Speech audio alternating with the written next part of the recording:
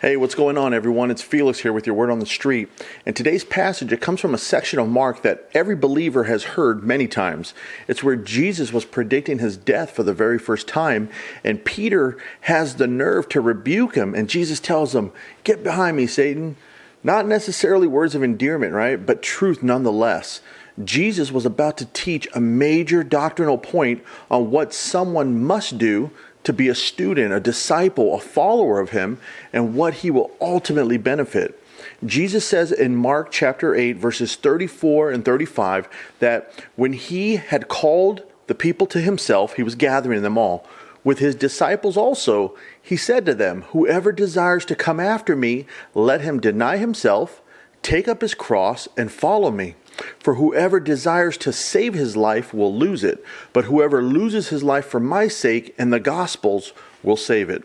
You know, the point was truly clear. To live, one had to die. But how does someone live after dying? You know, by following Jesus, that's how. See, in Mark's life, his audience was mainly the Roman people, and they knew what carrying a cross meant. It was death.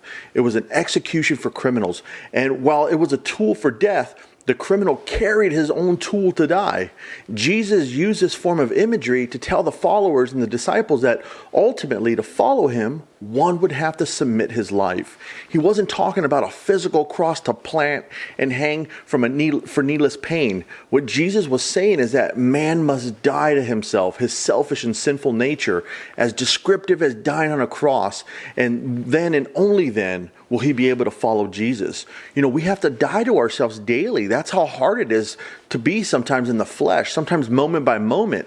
We have to figuratively kill the flesh, the things that we really want to do that are sinful in order to walk with Jesus. So, deny the life of the flesh, take up your cross to kill it, and follow Jesus. Why does someone have to do this? To save our life, we must die. Don't sit here reading this post or sit here listening to the video and say, "Oh yeah, I'll die to myself," when you can't even open your Bible or go to church. Trust me, I've tried it and it doesn't work. You must deny yourself minute by minute and die minute by minute in some instances. The pull from the flesh, it can be that difficult. But here's why we should be more than willing to do this. Jesus says in verse 35 that to save our life, we lose it. Don't you want to be saved?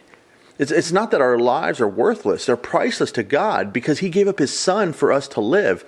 But it's because there is no thing that can be compared to what we gain with walking with Christ. No thing.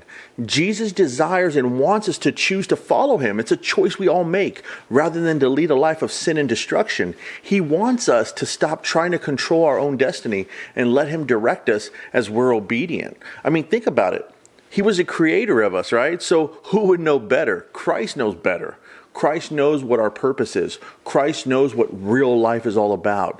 Listen, God asks for obedience, for godly submission, not to hate ourselves. He wants us to lose the self-centeredness, the conceit, the need to be in charge, and to let him reign in our lives and to reign in our hearts. So let me ask you a few things. 1, do you wish to come after Jesus? 2, are you willing to deny yourself from the self-centeredness? 3, are you willing to take up your own cross to die?